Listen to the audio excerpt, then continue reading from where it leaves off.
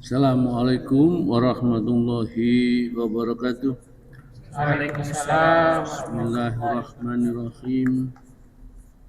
Innal hamdalillah nahmaduhu wa nasta'inuhu wa nastaghfiruh wa na'udzu billahi min shururi anfusina wa min sayyiati a'malina.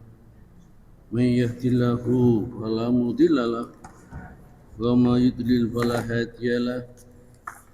أشهد أن لا إله إلا الله وحده لا شريك له وأشهد أن محمدا عبده ورسوله اللهم صل وسلم وبارك على محمد وعلى آله وأصحابه أجمعين سبحانك لا علم لنا إلا ما علمتنا إنك أنت العليم الحكيم Allahumma aftah lana hikmataka wa ansur alaina rahmataka min khuzaini rahmatika ya arhamar rahimin. Baik, mari kita kaji ya untuk hari Jumat. Kita ingat kita hari Jumat Riyadhus Shalihin. Kemudian hari Jumat Sabtu ya.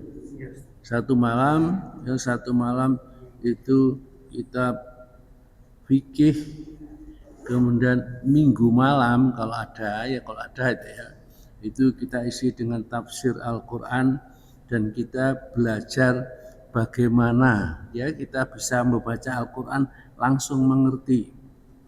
Saya dulu memang sempat tidak, kalau hari Rabu itu hari Arba'in ya Pak ya, hari Rabu itu Arba'in, hari Kamis itu Tauhid ya, Tauhid PDI, Perjuangan Islam. Itu supaya kita diingat-ingat aja. Kamisnya itu, kemudian Jumatnya kita Riyadhus Shalihin. Yang punya Riyadhus Shalihin di bawah kita pakai Riyadhus Shalihin yang ditulis Imam Nawawi yang menerjemahkan Ustadz Salim Bahres supaya seragam. Jadi boleh saja setiap Riyadhus Shalihinnya itu kita pasti sama, hanya karena mungkin terjemahnya tidak sama dan sedikit ulasan tidak sama. Kalau kita mempunyai syarah Riyadhus Shalihin yang seperti ini ya, boleh dipakai ini bagus ya. Kalau kita mempunyai ini ada 5 jilid segini ya untuk Riyadhus Shalihinnya. Kalau nggak senang membaca jangan membeli. Tengtai duit ya 5 ya hampir 1 juta ya 700 lebih lah 800-an. Ini kertasnya bagus, ini saya dikasih orang ini jilid 1 saja sampai dipangan rayap ini sampai ini. Tapi tidak sampai hurufnya, hanya tepinya saja dimakan rayap. Jadi supaya kita jangan stagnasi ya. Artinya ilmunya tetap itu saja. Jadi kita tidak berubah sampai menghadap Allah ya itu aja, ngertinya sholat ya kayak begitu, ngertinya tauhid ya itu saja. Jadi kita tidak pernah mengerti ilmu yang sebenarnya masih banyak yang harus kita ketahui tentang ilmu ini. Saya mengajak belajar bersama-sama, bukan berarti saya lebih mengerti, bukan, tapi saya sudah pernah barangkali membaca lebih dulu ya. Kemudian apa yang sudah ya seperti Riyadhus Shalihin sudah saya kasih tanda-tanda semua ya, karena sudah saya baca. Ini juga sudah, jadi setiap buku saya tandai. Kalau buku yang baru ini dikasih orang ini itu kalau kita punya bawa saja, kalau hari Jumat Riyadhus Shalihin. Kalau saya lupa saya diingatkan ya. Baik, kita bab pertama kali niat ikhlas di dalam semua perkataan dan perbuatan, amal lahir dan batin ya Mas. Ya. Iya Ustaz, ikhlas dan niat dalam segala perilaku kehidupan. Jadi itu terjemahnya siapa yang terjemahkan Mas? Ahmad Sunarto, penerjemah. Ahmad Sunarto ya, agak berbeda sedikit. Jadi nanti saya mungkin kalau punya lagi ya saya bisa dibawakan. Saya bawakan hadis nomor 1, kita mulai nomor 1. Tapi Riyadhus Shalihin ini senantiasa diawali dengan ayat Al-Quran. Jadi Riyadhus Shalihin kalau kita membaca bukunya Imam Nawawi itu ada ayat Al-Quran, kemudian setelah ayat Quran, kemudian hadis Bukhari, kemudian Muslim, Muslim atau Bukhari Muslim, kemudian Imam Ahmad, kemudian Imam Abu Dawud, Imam Tirmidzi dan lain-lainnya. Jadi kitab Riyadhus Shalihin itu sudah hadis-hadisnya sudah terpilih, hingga tidak ada atau sedikit sekali sekitar hanya mungkin 5% kesisipan hadis-hadis yang dhaif yang tidak membahayakan kalau kita lakukan, karena dhaif itu hanya perawinya itu dianggap kurang kuat, hafalannya kurang kuat, atau dia tatkala meriwayatkan hadis itu sudah terlalu tua, sehingga suatu saat merawatkan hadis yang lain begini, kalau lain begini babnya yang sama kok berlainan, itu hanya sedikit sekali. Jadi kalau kita dapatkan ini tidak ada 5% dari ribuan hadis ini. Baiklah, kita baca ayat Al-Quran yang pertama kali di dalam surat Al-Bayyinah ayat yang kelima. Allah Ta'ala berfirman, wa ma umiru illa liya'budullaha mukhlishina lahuddin hunafa'a wa yuqimus sholata wa yu'tuz zakata wa dzalika dinul qayyim. Monggo. Allah Ta'ala berfirman, padahal mereka tidak disuruh kecuali menyembah Allah dengan memurnikan ketaatan kepadanya dalam menjalankan agama dengan lurus, dan supaya mereka mendirikan sholat dan menunaikan zakat, dan yang demikian itulah agama yang lurus. Ya, jadi kita kalau seluruh perintah Allah kita kerjakan dengan niat ikhlas semata-mata menghamba kepada Allah, tidak ada niatan kepingin kaya, kepingin jadi orang ulama atau kepingin apa saja, tidak ada. Ini mencari ridho Allah. Wa ma umiru, tidaklah mereka diperintahkan illa liya'budullaha, kecuali hanya semata-mata beribadah kepada Allah, mukhlishina lahuddin, bersih semata-mata ini, hunafaan, lurus, wa yuqim sholata, dan menegakkan sholat, wa yu'tu zakata, dan menunaikan zakat, wa dzalika dinul qayyimah, itulah agama yang lurus. Yang kedua adalah firman Allah di dalam surat apa itu? Al-Hajj 37, maka dibaca terjemahnya. Allah Ta'ala berfirman, daging-daging unta dan darahnya itu sekali-kali tidak dapat mencapai keridhaan Allah, tetapi ketakwaanmu lah yang dapat mencapainya. Ya, jadi tatkala berkorban itu di dalam surat Al-Hajj ayat 37, la yanalullahu luhumuha, tidak akan sampai kepada Allah itu luhumuha, daging-daging kurbanmu yang kau kurban itu, wala dima'uha, juga bukan darahnya, tidak sampai kepada Allah, walakin, namun yang sampai kepada Allah, walakin yanaluhu, yang sampai kepadanya at-taqwa minkum, takwa ini kita kepada Allah. Jadi takwa itu yang dinilai. Jadi makanya itu rasa berbangga kalau mau menyembelih binatang besar-besar atau mungkin banyak, itu enggak. Yang penting adalah takwa kita kepada Allah itu. Pada saat kita mengkorbankan, ikhlas enggak kepada Allah? Ada enggak muatan-muatan selain dari ikhlas karena Allah? Misalnya pengen dipuji, pengen dikatakan yang lebih hebat daripada masjid-masjid yang lain barangkali. Kalau ada seperti itu segera kita tepis, karena akan merusak pahalanya berkorban, Jadi tidak sampai kepada Allah daging dan darah kurban itu, tetapi yang sampai kepada Allah hanyalah takwa kalian, takwa kita yang dinilai oleh Allah di akhirat. Jadi kurban itu tidak besok kalau nuwat siratal mustaqim numpak wedhus atau numpak sapi goncengan wong pitu, tidak gitu, Karena ini adalah mitos-mitos yang terjadi sudah lama, sumbernya nggak jelas. Jadi sumbernya dari mana? Itu hadis dhaif juga saya tidak pernah menemukan, tapi dongeng itu sejak saya kecil itu dulu sudah umum ya Pak ya, sejak kecil dulu sudah ada seperti itu. Tapi saya belum pernah menemukan. Jadi kalau nanti ada yang menemukan, sampaikan kita dibaca bersama-sama supaya ngerti hadis itu riwayatnya siapa, posisi hadis itu bagaimana, Karena ayat ketiga, monggo Mas. Allah Ta'ala berfirman, katakanlah jika kamu menyembunyikan apa yang ada dalam hatimu atau kamu menampakkannya, pasti Allah mengetahuinya. Jadi kalau begitu betul-betul harus ikhlas, karena apa yang kita batin saja atau kita ucapkan, maka Allah mengetahui semuanya. Jadi percuma saja kalau kita beramal tidak ikhlas semata-mata karena Allah. Fa in tukhfu ma fi sudurikum, ya. Wa in, dan jika tukhfu kamu sembunyikan ma fi sudurikum, apa yang ada di dalam hatimu, ya, au tubduhu, atau kamu nyatakan, ya'lamullah, Allah mengetahui. Jadi jangan sampai kita mempunyai pemikiran atau kita mempunyai gambaran bahwa Allah tidak mengetahui tentang diri kita. Allah mengetahui sebaik-baiknya.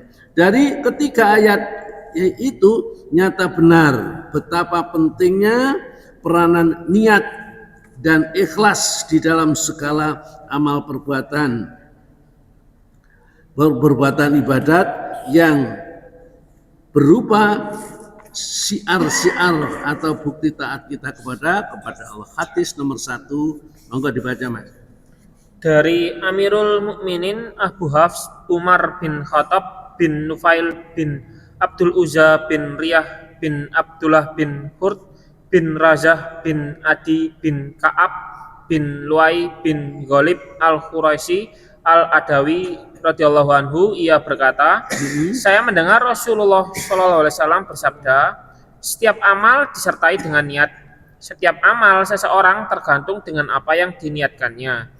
Karena itu, siapa saja yang hijrahnya dari Mekah ke Madinah karena Allah dan Rasulnya, melakukan hijrah demi mengagungkan dan melaksanakan perintah Allah dan utusannya, maka hijrahnya tertuju kepada Allah dan Rasulnya, diterima dan diridhoi Allah. Tetapi siapa saja yang melakukan hijrah demi kepentingan dunia yang akan diperolehnya atau karena perempuan yang akan dinikahinya, maka hijrahnya sebatas kepada sesuatu yang menjadi tujuannya, tidak diterima oleh Allah. Ya. Hadis ini meskipun hadis ahad yang sumber-sumbernya hanya dari Umar bin Khattab, kemudian kesannya satu orang atau banyak 2 orang, namun hadis ini sahih karena diriwayatkan oleh Imam Bukhari dan Imam Muslim, 2 syekh hadis atau ulama hadis yang paling terkenal. Jadi kalau kita mau belajar hadis, kalau hadis itu riwayatkan Imam Bukhari Muslim atau Imam Bukhari saja, Imam Muslim saja, sudah dijamin pasti sahihnya, ya, apalagi yang diterangkan dengan sahih Muslim, sahih Bukhari. Jadi kita tidak was-was lagi bahwa hadis itu adalah sahih, ya. Sahih berarti berasal dari Nabi, itu ucapan Nabi. Hanya kadang-kadang kalau kita belajar hadis itu ada yang sama ucapannya, ya, sama maknanya, tapi lain redaksinya, ya. Misalnya taraktu fikum amraini wa in tamasaktum bihima falang tadul abadan, ya. Misalnya aku tinggalkan kepadamu amraini 2 perkara. Di dalam hadis lain taraktu fikum sayyaini, ya. 2 perkara juga sama nilainya, tapi sayyaini sesuatu dua sesuatu tentang 2, agak berbeda sedikit redaksinya tapi sama maknanya. Hadisnya sahih, ya. Di sini para ulama hadis mengatakan inamal a'malu binniyat. Sesungguhnya amal itu sah bernilai, ya, diberi oleh Allah Ta'ala pahala atau tidak diberi pahala tergantung niatnya, ya. Wa innamal likulli imri'in manawa, dan segala sesuatu amal ibadah atau apa saja itu bergantung pahala atau tidak adanya tergantung pada niatnya, ya. Faman kanat hijratuhu ilallahi wa rasulihi, barangkali hijrahnya dari Mekah ke Madinah itu karena semata-mata mengikuti perintah Allah dan perintah Rasulnya, ya, fa hijratu ilallahi wa rasulihi, maka hijrah itu mendapat pahala dari Allah, dan orang yang hijrah dari Mekah ke Madinah itu pahalanya adalah surga, ya, itu dapat pahala surga. Wa man kanat hijratu lidunya yusibuha, barangkali hijrah ke Mekah, dari Mekah ke Madinah itu untuk mencari dunia, ya, yang diinginkan, ingin kaya, barangkali di sana bisa berdagang yang lebih laku, ya. Di sini soalnya sudah banyak lagi yang sudah dikerjakan tapi semua gagal, barangkali di sana. berarti itu tujuannya untuk dunia, ya. Awi imraati yang kikuha atau niatnya hanya untuk menikahi seorang wanita, ya, fa hijratuhu ila ma hajara ilahi. Hijrahnya itu akan mendapat apa yang diniatkan dalam hijrah itu, tidak dapat pahala surga dan tidak akan dijamin selamat, ya, di dalam surganya Allah Ta'ala. Hadis itu muttafaqun alaihi, artinya diriwayatkan oleh Imam Bukhari dan Imam Muslim. Ini ada keterangan sedikit kita bacakan di sini, ya. Tidak tahu di situ ada keterangannya atau tidak. Karena demikian pentingnya soal niat itu, maka ulama kaum muslimin meletakkan niat itu sebagai rukun pertama di dalam agama, di dalam semua ibadat. Bahkan untuk membedakan antara ibadat dengan adat hanya niat. Jadi misalnya sampean adus jinabat, tapi gak niat, ya gerujukan naik, pokoknya gerujukan, yang nantinya gak bersih, gak suci dari hadas besar, Pak, ya, karena itu adus. Yang membedakan bahwa mandi sama itu mandi ibadah dengan nabi kebiasaan itu niatnya.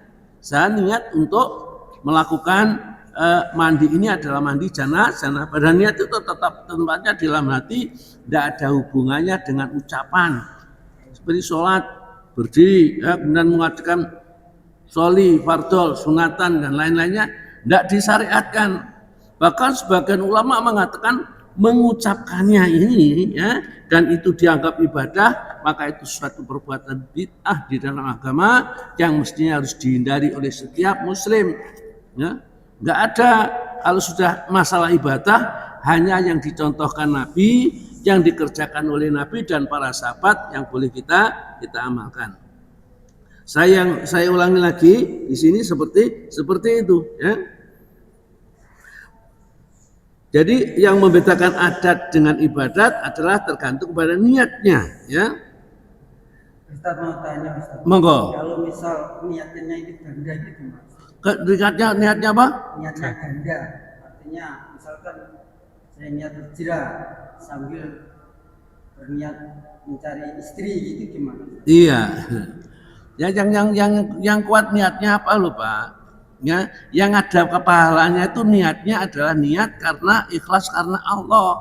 Dua-duanya mengikhlaskan gimana? Bagaimana sampean tahu mengikhlaskan? Mengikhlaskan itu semata-mata mencari ridho Allah. Kalau kita mencari istri misalnya di sana, ya kan?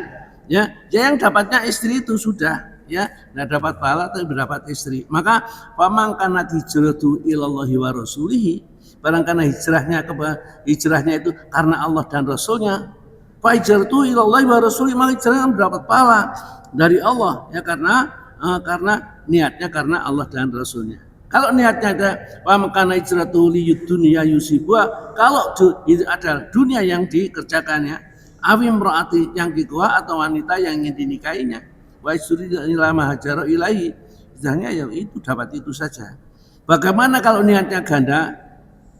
Jadi di dalam surat nomor 33 surat apa? Al-Ahzab, ya, ayat 4 itu, kamu tuh punya hati itu bukan satu hati itu, kalau hatimu sudah menghadap ke arah timur misalnya, nah, kalau seperti satu wajah itu, maka mesti kamu membelakangi sebelah barat, ya. Itu tidak bisa di hatimu cuma satu. Saman baca coba, ya, ayat yang keempat kalau nggak salah.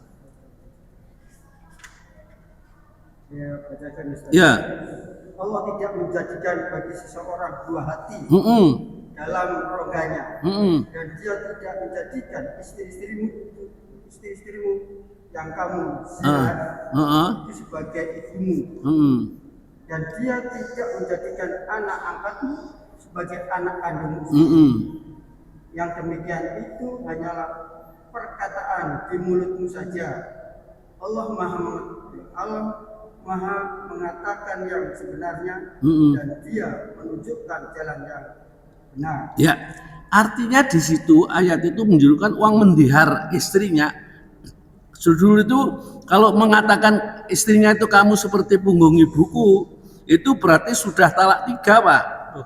Sudah tidak boleh dinikah lagi selama-lamanya dan tidak boleh dikumpuli lagi, ya. Ini ada itu seperti itu pada saat itu dari surat nomor 58 ya, surat Al-Mujadalah itu mengatakan seperti itu. Jadi kalau mengatakan kamu sekarang sudah seperti punggung ibuku, itu berarti sampean wis gak oleh menikahi lagi. Ya. Ulah sing laki-laki itu tiba-tiba malam hari ngremet ning bojone gitu loh ya. Setelah gitu gageran kan ngomong saenake wong lanang ya. Maka istrinya takut kepada Allah ya. Takut, setelah takut kepada Allah maka akhirnya dia mengadukan masalahnya kepada Rasulullah.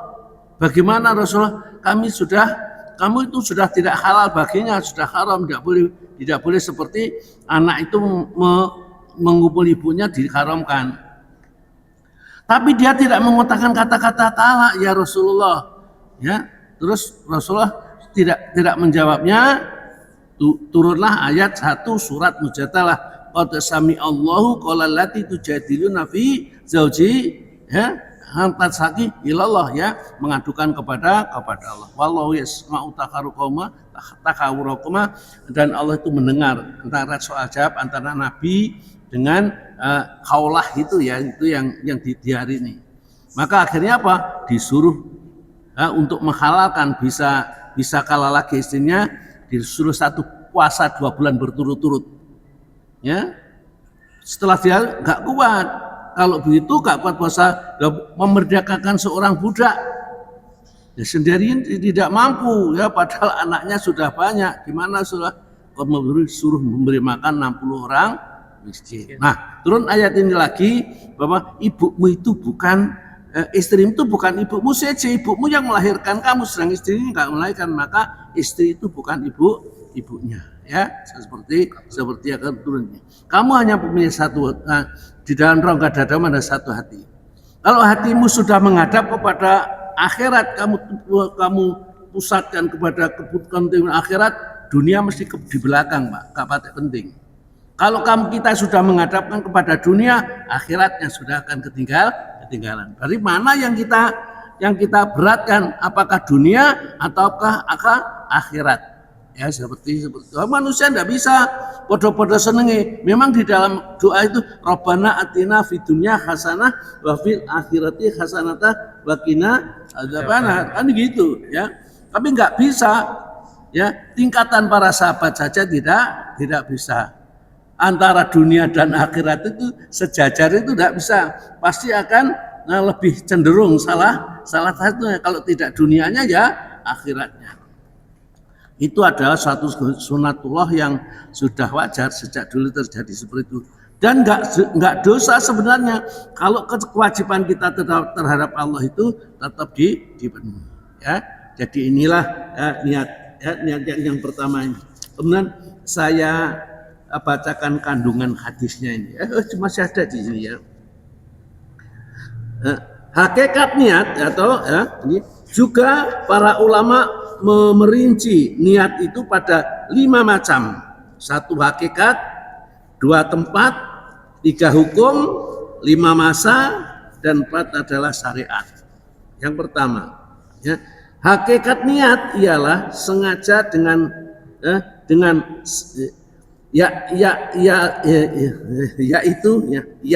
ialah.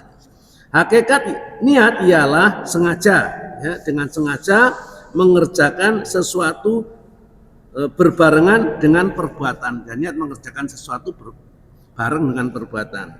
Hukumnya wajib atau sunat. Jadi mengucapkan niat itu bisa wajib, bisa sunat. Kalau perkaranya itu perkara yang wajib, dari misalnya sholat, sampai harus niat untuk mengerjakan sholat. Niatnya, dan niat itu adalah karena Allah atau karena selain Allah. Niat hakikatnya itu ya. Kemudian yang itu yang wajib, yang sunnah misalnya sama ngangge klambi menutup aurat niatnya kan ya, itu sudah dapat pahala. Sama ngangge klambi sama nanti misalnya pakai gambar seperti saya mencontoh Rasulullah, ini adalah pakaian yang dipakai Rasulullah. Kalau sama gitu, wong Abu Jahal yang pakai pakaian seperti itu, ini pakaiannya orang Arab, bukan pakaiannya semata-mata pakaian Rasulullah ya. Gitu. Kalau Rasul menerangkan Rasulullah senangannya kalau berpakaian adalah dalam lengan panjang. Tatkala sama nganggo lengan panjang misalnya, niatnya karena mengikuti Rasulullah. Itu niat ya masanya ya. Maka pada saat itu asalnya memakai pakaian hijau, pakaian putih, pakaian lengan panjang, lengan pendek itu mubah itu boleh. Karena niatnya mengikuti apa yang dikerjakan Rasulullah menjadi sunnah. Ya, jadi mangan misalnya, mangan kita mubah saja, cuman boleh mangan. Ya, mangan sak piring boleh, 2 piring boleh, atau 3 piring kuat ya boleh.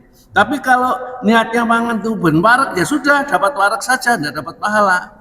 Tapi kalau sama niatkan supaya badannya tegak bisa mengerjakan perintah Allah dengan sempurna, maka makannya itu jadi ibadah. Ya tentu kaumah mencari nafkah ya itu karena ingin memenuhi kebutuhannya keluarga, istrinya dan anaknya, sama mencarinya itu sudah dapat pahala, itu nilainya sudah ibadah.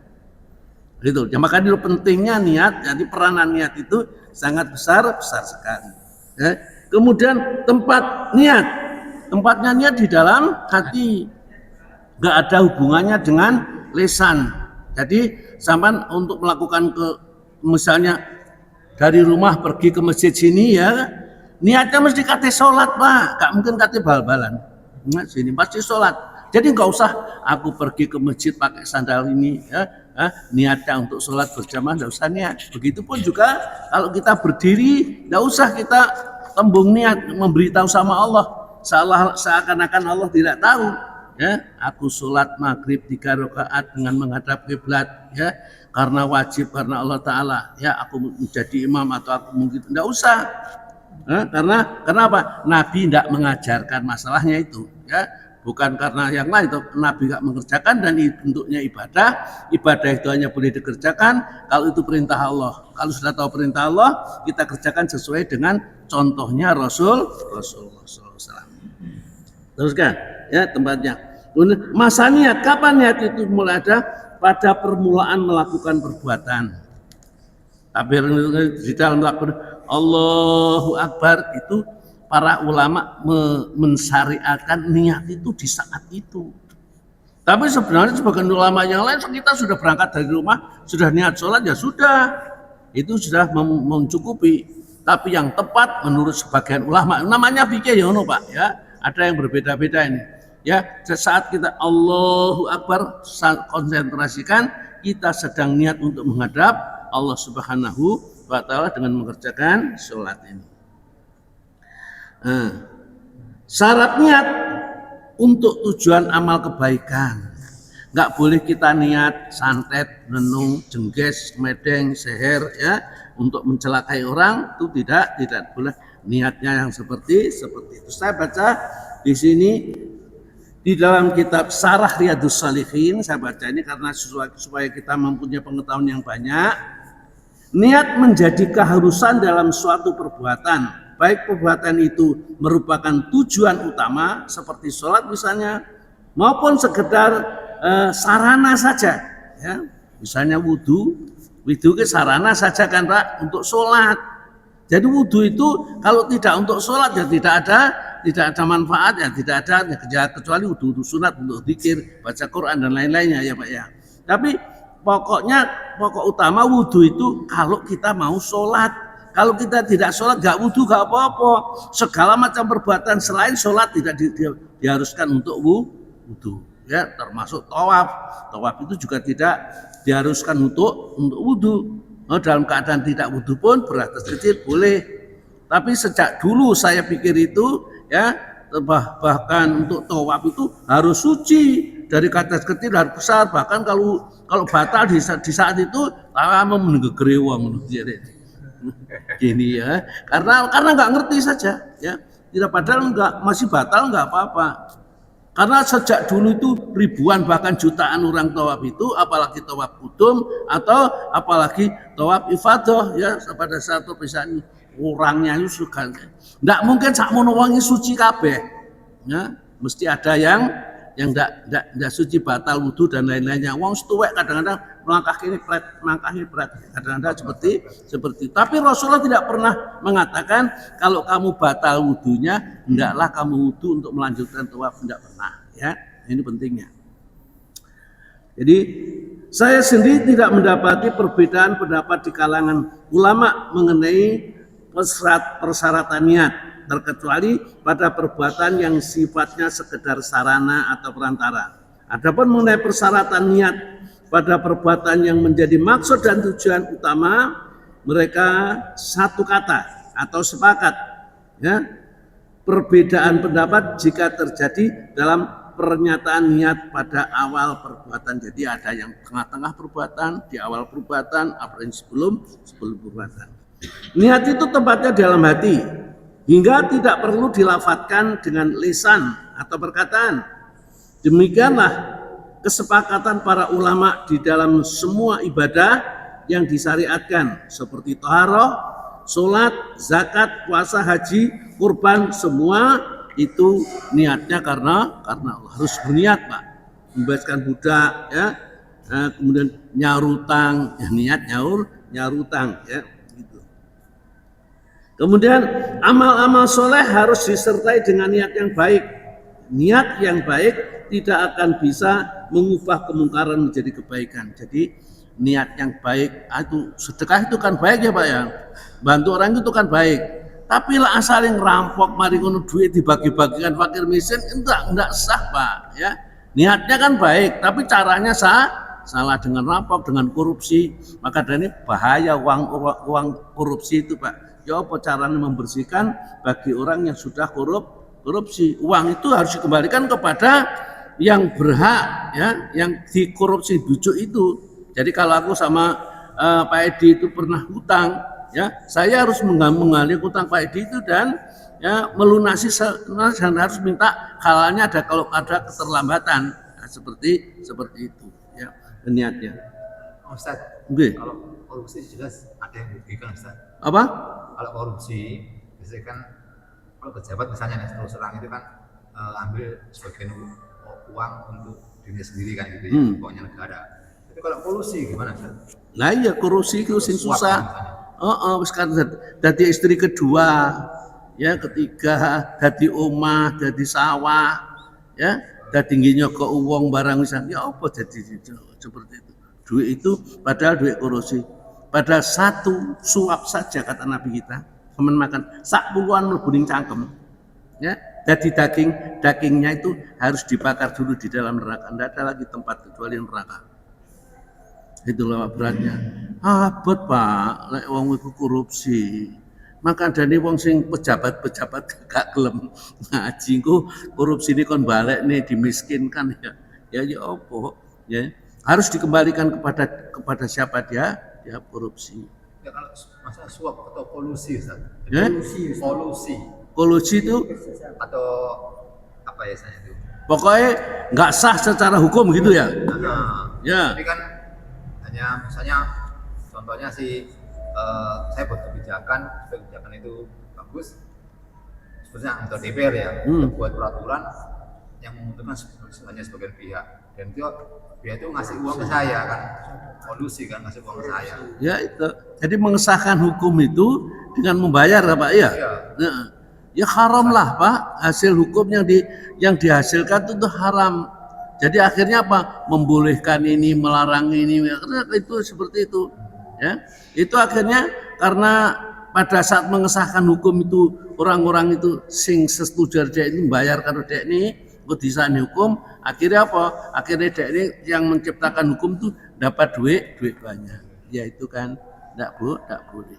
Pokoknya kalau di dalam Islam itu sebenarnya tidak terbuka sedikitpun peluang untuk berbuat durhaka kepada Allah. Tidak ada sama sekali. Ya. Seperti itu. Ya, hadis yang nomor 2 Mas, moga dibaca. Dari Ummul Mukminin Ummu Abdillah Aisyah radhiyallahu anha, ia berkata, Rasulullah SAW bersabda, ada sekelompok pasukan yang akan menyerang Ka'bah. Namun ketika mereka sampai di tanah lapang, maka mereka dibinasakan dari muka sampai yang paling belakang. Aisyah bertanya, wahai Rasulullah, bagaimana mereka dibinasakan dari depan sampai yang paling belakang? Padahal di antara mereka ada orang yang berbelanja serta ada pula orang yang bukan dari golongan mereka. Beliau menjawab, mereka dibinasakan dari depan sampai yang paling akhir, kemudian mereka akan dibangkitkan sesuai dengan niatnya masing-masing. Ya, inilah pentingnya niat dan pentingnya kita menghindari masuk kelompok kepada orang-orang yang durhaka kepada Allah. Karena kalau Allah menurunkan azab kepada orang ini, ya gak peduli misalnya di dalamnya ada Pak Kino, misalnya ada Pak Aksan, ya adanya, padahal gak ikut berbuat apa-apa, dia itu orang-orang baik-baik. Tapi kalau Allah menurunkan azab pada saat itu, misalnya hujan batu mesti kena dia, nggak dipilih satu persatu, semua akan kena. Hanya nanti setelah mati semua, nanti akan dibangkitkan oleh Allah di dalam dari kuburnya nanti berdasarkan pada saat itu niatnya. Kalau niatnya orang itu jahat, ini kan ceritanya, ya Rasulullah pernah cerita, ini ada beberapa kelompok orang yang mendatangi bersama-sama mendatangi akan menghancurkan Ka'bah. Maka oleh Allah Subhanahu wa taala pada suatu tempat itu dibenamkan ambles tanah itu, ambles ke dalamnya, maka mulai orang pertama sampai orang yang terakhir itu adalah mati semua, dimakan oleh tanah itu seperti itu. Siti Aisyah akhirnya protes sama Nabi. Ya apa? Ya kan tidak semua orang yang dalam kelompok bareng itu semuanya itu berniat jahat untuk menghancurkan Ka'bah. Kan ada mungkin orang yang berangkat ke pasar, mau belanja, sedang atau mungkin nuntun anak sekolah, kan ada. Ya, tapi seperti kata tetap dimalik akan dihabiskan mulai awal sampai akhir, ya semuanya. Hanya nanti tatkala dibangkitkan di hari kiamat sesuai niatnya. Kalau niat yang ternyata anak sekolah kan cici karo niatnya yang mau menghancurkan Ka'bah. Jadi saya bacakan kandungan hadis ini, ya. Pelajaran agar menjauhi orang-orang yang suka berbuat zalim. Kita jangan kumpul dengan orang yang suka berbuat zalim, sekaligus peringatan agar tidak bergaul dengan mereka, ya.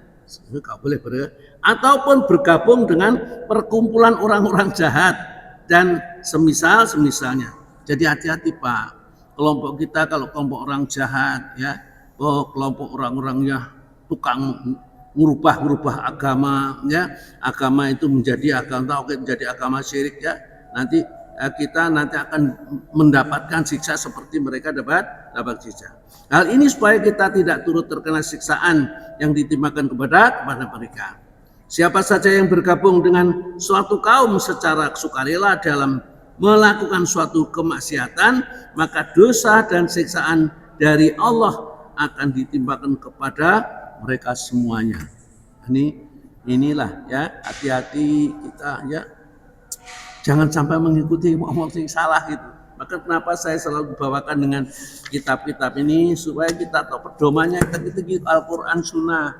Jadi kita tidak berpedoman dengan pedoman yang aneh-aneh, ya. Pendapat bisa benar bisa salah. Tapi kalau dari Al-Quran dan Sunnah pasti benar. Yang ketiga, ganjaran perbuatan bergantung kepada niat pelakunya. Jadi niatnya itu nanti dibangkitkan tetap dapat pahala. Pemberitahuan Nabi Muhammad SAW tentang berbagai hal yang gaib yang diperlihatkan oleh Allah kepada beliau. Ini termasuk masalah keimanan yang harus kita yakini, dan hal ini tidak boleh diabaikan hanya karena perbuatan hal tersebut disampaikan melalui khobarul wahid atau as-sahih, ya, hadis sahih yang statusnya ahad, jadi dari satu orang ya, itu, ya.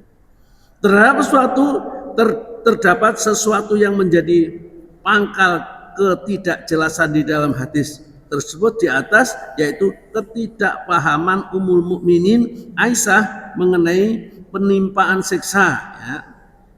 Pembenaman itu terhadap orang-orang yang tidak berkeinginan melakukan penyerangan yang penyerangan tersebut merupakan penyebab utama diturunkan siksaan. Nah, ya apa kata Siti Aisyah, lah itu kan ada orang yang mau pergi ke pasar, lalu yang lain. Maka dia tanya kepada Nabi. Ada pendapat bahwa siksaan itu ditimpakan secara umum karena ajal mereka memang sudah tiba, lantas mereka pun dibangkitkan kembali berdasarkan niat masing-masing. Akan tetapi ada beberapa pendapat yang lain. Jadi setiap orang yang mati itu adalah sudah mati pada hari ajal ditentukan di Lauhil Mahfuz sebelum kita diciptakan. Jadi kita itu sing mati, kita semua mati sudah enek wis enek takrane. Pak Edi umur piro mati, sebabnya opo, loro opo, ya. Karena oksigennya sudah habis, berasnya sudah habis, duitnya yang disambungkan sudah habis semua, ya. Dan sampan nggak ditatik wong sugih itu supaya sampan tidak bertanggung jawab yang besar, ya. Sampan lepas dadane wong sugih tapi ya berbahaya itu mosok seneng-senengane ya dadi wong sugih enak, aman, tentram. Baiklah ya. Ini mungkin kita lanjutkan pada pertemuan lagi hadis nomor 4 ya Pak ya. Tadi sudah nomor 3. Tadi nomor 2 Ustaz. Oh, tadi masih 2. Tadi masih 2. Ya, kemarin 3. Ini sudah masuk waktu isya Mas. Nanti aja. Bawa aja bukunya, buku itu buku Riyadhus Shalihin itu nanti kalau baca bisa biar enak ya. Kita habiskan jilid 1 ini sak meniki matan hadis saja tidak ada sarahnya. Ini adalah 1/5-nya Riyadhus Shalihin sekian. Baik, kita tutup dengan doa kafaratul majelis. Alhamdulillahirabbil alamin. Subhanakallahumma wa bihamdika asyhadu an la ilaha illa anta astaghfiruka wa atubu ilaik. Assalamualaikum warahmatullahi wabarakatuh.